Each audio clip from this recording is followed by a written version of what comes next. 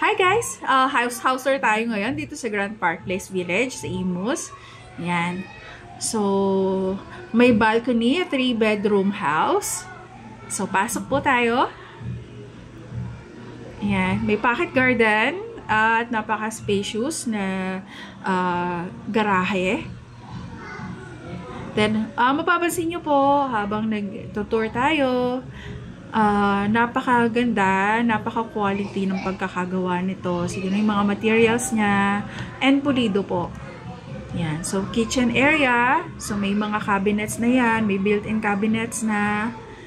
Diba? Yung details. Ang gaganda rin ng mga accessories. Yan. Sa maid's room. So, may space na rin si ate. And shared powder room.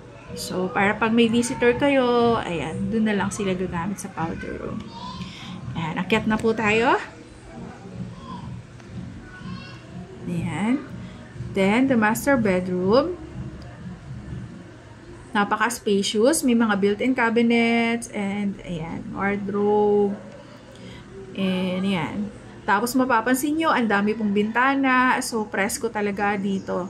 Yung design nito maganda talaga kasi flowy yung hangin. Then, sa balcony. Yan. So, may balcony. Diba? So, yan.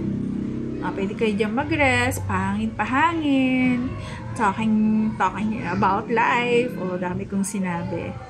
Ayan. So, diba? Wala, ang ganda lang talaga. So, kung ano po, interesado kayo dito sa unit na to mismo, ito ang makukuha po ninyo, i-message nyo lang po ako.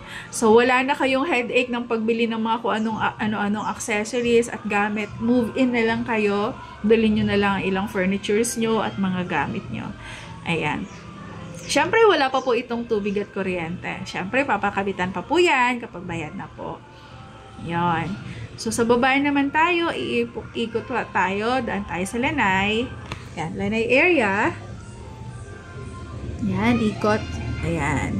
So, ayan, pwede pang taniman niya sa gilid na yan. Ito yung dirty kitchen or service area. At, ayan, may water reservoir po kayo. So, just in case mawala ng para sa tubig po yun. Ayan. So, ayan na po yung ikot. So, message nyo lang po ako.